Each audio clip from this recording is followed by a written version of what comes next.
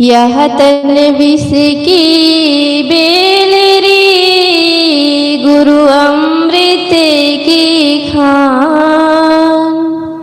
शीश दिए जो गुरु मिले, तो भी सस्ता जान।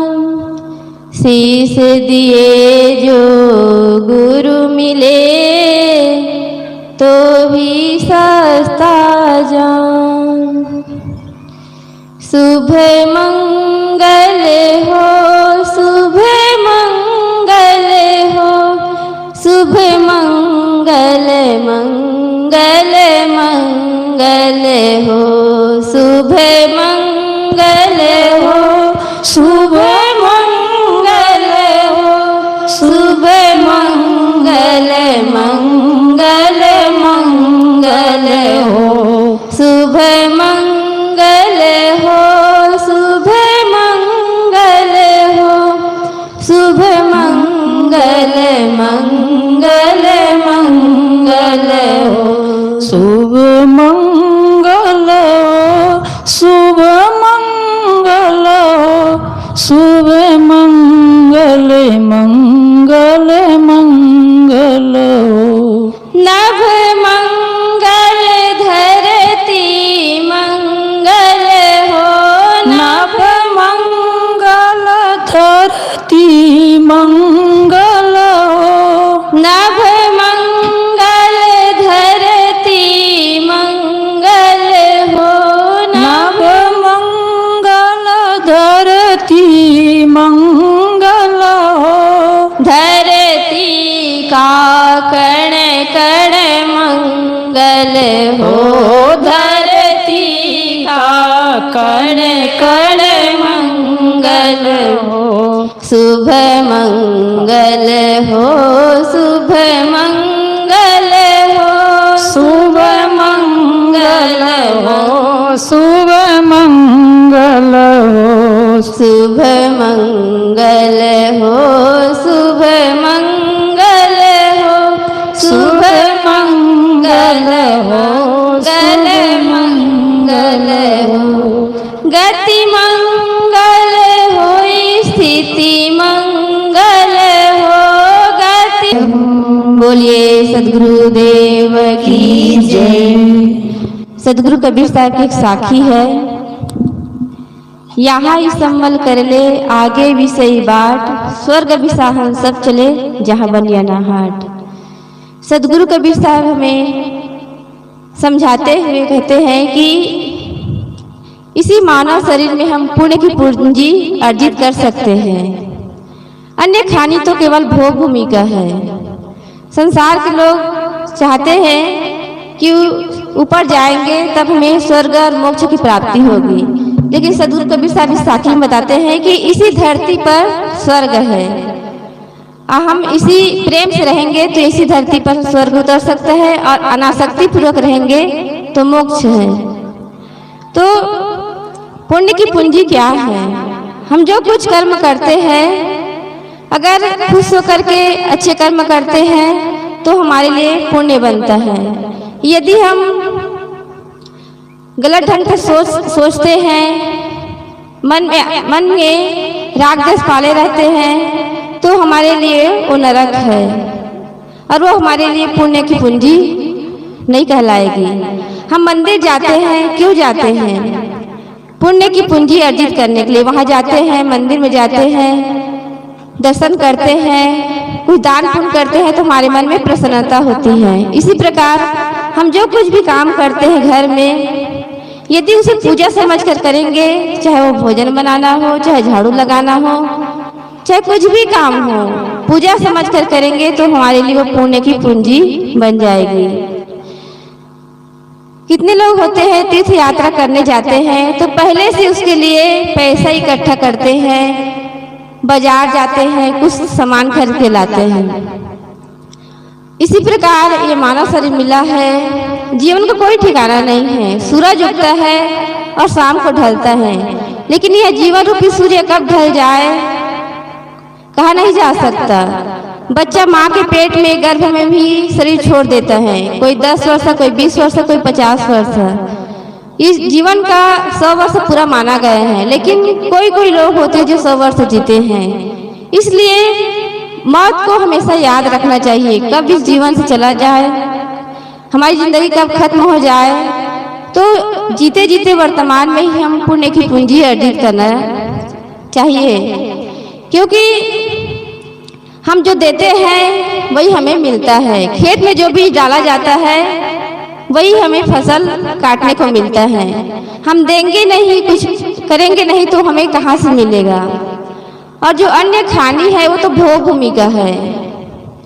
गाय केवल भोजन करती है लेकिन भजन नहीं कर सकती है। उसको जितना दे दो खा लेगी और बच गए उसमें टट्टी पेशाब कर देगी। उनको कल की चिंता नहीं है, लेकिन मनुष्य ऐसा नहीं करता है। भोजन भी करता है, भजन भी करता है, और उसके साथ साथ दूसरों को भी दया, परोपकार, भलाई का काम करते हुए चलता है। इसलिए मनुष्य की विशेषता है कि अपने जीवन में भलाई का काम करते हुए चले। स्वर्ग भी सब चले जहाँ बनिया ना हाट। सदगुरु कबीर साहब कहते हैं मनुष्य स्वर्ग की कल्पना करते हैं कि वहाँ जाएंगे तो अच्छे अच्छे खाने को मिलेगा, रहने को मिलेगा, लेकिन वहाँ कोई देखे भी नहीं है। जो मर करके जाते हैं वो बताने के लिए आते नहीं हैं, और हम जिंदा है तो देख नहीं पाते हैं। तो यदि सदगुरु कबीर साहब कहते हैं यदि इस धरती को ही स्वर्ग बना लिया जाए तो जीवन कितना खुशहाल होगा। जिसे घर में रोज लड़ाई झगड़ा होती, तू मैं होता है, वह घर नरक बना रहता है। और जिसके घर में सबके प्रति आदर प्रेम का व्यवहार रहता है उसका घर स्वर्गमय बना रहता है। इसको एक कहानी के माध्यम से समझ सकते हैं। एक सेठ जी को मुनीम की आवश्यकता पड़ी। वो अखबार में विज्ञापन निकलवाया कि मुझे एक मुनीम की आवश्यकता है। तो उसकी विज्ञापन को पढ़ करके 2 व्यक्ति आए और सेठ जी से कहे कि हम दोनों आपके पास आए हैं। तो दोनों का सर्टिफिकेट देखे तो दोनों अच्छे नंबर से पास थे। सेठ जी कहते हैं मुझे पढ़ाई से ज्यादा व्यवहार पर भरोसा है। आप लोगों के जीवन व्यवहार कैसा है इसको मैं परखना चाहता हूँ, इसलिए एक बार परीक्षा लेना चाहता हूँ। उन्होंने कहा हमारे गांव में अभी 2 व्यक्ति का शरीर छूट गया है, आप लोग पता लगा करके आइए कि किसका जीव स्वर्ग में गया है और किसका जीव नरक में गया है। एक व्यक्ति उठा और तुरंत पता लगाने के लिए चला गया। शमशान यात्रा के लिए उसको ले जा रहे थे तो पीछे पीछे जाते हैं और लोगों से पूछते हैं। एक से पूछा भाई ये व्यक्ति जो मरा है इसका जीव स्वर्ग में गया है कि नरक में गया है। तो उसकी बात सुन करके वह गुस्सा हो जाता है, क्योंकि किसी के घर में कोई व्यक्ति मरा हो और उसे से प्रश्न कर दो कि किसके जीव स्वर्ग में गए हैं इसकी नरक में, तो स्वाभाविक है गुस्सा आना ही आना है। उन्होंने कहा भले आदमी आपको ये पता लगाना है कि इसका जीव स्वर्ग में गया है कि नरक में गया है तो स्वयं मर करके देख लो, क्योंकि वो तो बताने आने वाला नहीं है और हम जा भी नहीं सकते। तो व्यक्ति वापस लौट आता है और सेठ जी से कहता है कि सेठ जी आपका प्रश्न गलत है और आपके प्रश्न करके मुझे मतलब उल्टा मुझे ही गलत ठहराया गया। तो सेठ जी ने कहा कि भाई आप जा सकते हो। दूसरा व्यक्ति था, दूसरा युवक था, उनको कहा कि आप भी पता लगा करके आइए। जब वह पता लगाने के लिए जाता है तब तक शमशान यात्री शमशान घाट पर पहुंच जाते हैं और वहां पर 8-10 ग्रुप में ऐसे लोग बैठे रहते हैं और चर्चा करते हैं। वहां किसी से पूछता नहीं है, जा करके चुपचाप बैठ जाता है। एक व्यक्ति कह रहा था कि मुझे इसकी शमशान यात्रा में आने का मन नहीं था, लेकिन क्या सगे चाचा है इसलिए आना पड़ा, क्योंकि अगर नहीं आता तो गांव के लोग क्या कहते, मर गए तो भी ये लोग विवाद में पड़े हैं। तो दूसरे व्यक्ति ने कहा कि घर परिवार में तो होता ही है, जमीन जायदाद को लेकर जब बंटवारा होता है तो कम ज्यादा होता है तो उसी में मनमुटाव हो जाता है। मैं तो पड़ोसी हूँ, मेरे साथ भी अच्छे से व्यवहार नहीं किया, जीवन भर दुख देता रहा। तो तीसरे व्यक्ति ने कहा पड़ोसी में भी होता है। जब बरसात में पानी गिरता है तो स्वाभाविक दूसरे के पास चला जाता है, लेकिन झाड़ू लगा करके कचरा को पड़ोसी के बगल में रख देते हैं या पानी गिरा देते हैं, उसी से झगड़ा हो जाता है। मैं तो गांव का हूँ, लेकिन मुझे भी जीवन भर इन्होंने दुख दिया।